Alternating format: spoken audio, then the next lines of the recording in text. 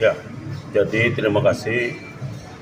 Seperti yang saya pernah konferensi pers dengan teman-teman bahwa pada prinsipnya ya PGRI Provinsi Nusa Tenggara Timur tidak akan melakukan intervensi dulu terhadap Undang-Undang Nomor 1 Tahun 2022 mengenai HKPP, yaitu hubungan keuangan provinsi dan daerah dulu. Tetapi yang perlu jadi garis bawahi adalah sangat dikhawatirkan ya 9.000 pihak P3K itu termasuknya di dalam guru-guru. Nah, kalau di dalamnya termasuk itu guru-guru, sangat membahayakan dari segi mutu serta kualitas pendidikan yang dicanangkan oleh pemerintah pusat, Kalahin Bapak Presiden, Gubernur, Bupati, dan Wali Kota. Lalu kita berpikir bahwa ketika nanti ada guru-guru yang tereliminir, berdampak sekali pada pendidikan. Khususnya di Nusa Tenggara Timur ini ada kawasan 3T, ya, itu NTT masuk di dalam.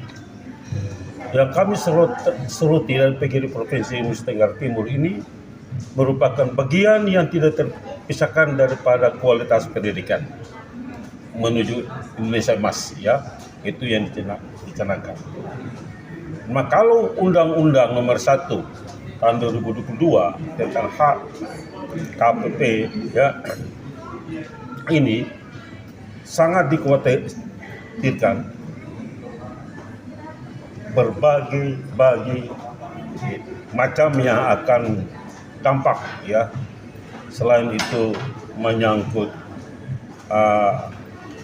kesejahteraan, menyangkut kehidupan, kelayakan, dan soal pendidikan ini yang jujur saya sebagai Ketua PGRI Provinsi Nusa Tenggara itu merasa akan terganggu ketika ada guru-guru yang menelpon WA saya tentang kondisi seperti ini.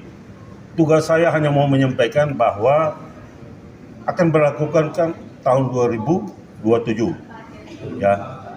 Memang 2027 sangat dekat dan jujur saja kemungkinan besar ya, kami sangat mengharapkan agar meninjau kembali Undang-Undang Nomor 1 ya tahun 2022 itu menyangkut hubungan keuangan pemerintah pusat dan pemerintah daerah, ya. Dan ini saya sangat mengharapkan agar anak-anak kita, khususnya para peserta didik, anak-anak sekolah, tidak terselimi dengan mutu kualitas pendidikan. Jujur angka mutu kualitas pendidikan kita di bawah standar atau low to please, ya, sehingga guru-guru yang berkompetensi tetap kita perjuangkan dan kita pertahankan.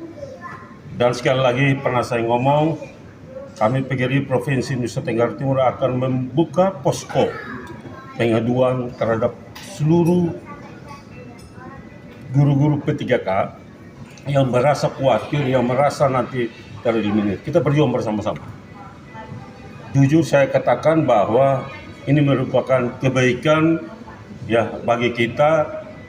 Hari ini merupakan bagian yang tidak terpisahkan antara PGRI Provinsi Nusa Tenggara Timur dan pemerintah daerah dan juga pemerintah pusat untuk mencari win-win solusi ya untuk kepentingan pendidikan. Bukan kepentingan perorangan. Saya tidak bicara tentang soal kepentingan perorangan, tapi saya berbicara mempertanggungjawabkan dari segi pendidikan. Itu merupakan tanggung jawab kita bersama-sama. Mungkin pertanyaan lain.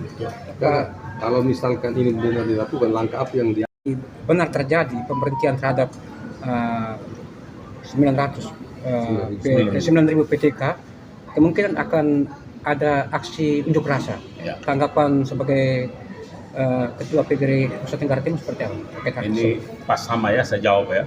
Yang pertama bahwa memang ada yang mengedepankan, ya udah kita seperti katakan, kita unjuk rasa, kita demo dan lain. Tetapi PGRI Provinsi Nusa Tenggara Timur mau menyatakan bahwa kita lebih mengedepankan dialogisnya dan konstitusinya. Ya, karena ketika kita mengedepankan aksi demonstrasi berdampak ya, terhadap terganggunya keamanan dan ketertiban. Ya.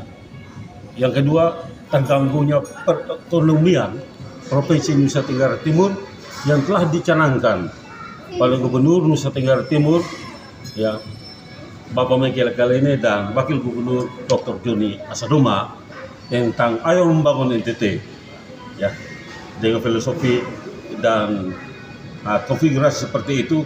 Kita tidak melakukan gangguan apa-apa, kita mendukung, ya, mendukung program ya ayo bangun NTT Pak Michael Kalene sebagai gubernur dan Pak Joni Asadoma sebagai wakil gubernur, dengan catatan bahwa kita semua tetap melaksanakan apapun keputusan mereka, ya, sebagai pemerintah daerah, tapi mempertimbangkan dari aspek mutu kelas pendidikan, tegaskan pada anak-anak sekolah yang membutuhkan guru. Pada intinya kita PGRI selalu mengedepankan aspek sosiologis atau aspek ideologis dan konstitusi. Itu lebih mantap. Ya, gitu ya. Artinya ini sinyal bahwa PGRI NTT akan mengambil jalur ke Mahkamah Konstitusi untuk menguji undang-undang ini. Ya. Karena menyangkut kita ini kan tadi Pak bilang kita ada 3T ini. Ya, jadi kita lihat dulu. Kita lihat karena kita lihat apa urgensinya. Ya, kalau memang sangat urgensi dapat merugikan, ya, peserta didik, ya, baik itu guru-guru dan murid-murid itu, tentang dikhawatirkan kualitasnya, maka dengan catatan terpaksa kita melakukan uji, ya, Undang-Undang Nomor 1 Tahun 2022 tentang HKPP, Mahkamah Konstitusi berdampak pada melanggar dan bertentangan dengan Undang-Undang Dasar 1945 NTT, khususnya ya pendidikan. Itu yang perlu kita sampaikan. Terima kasih.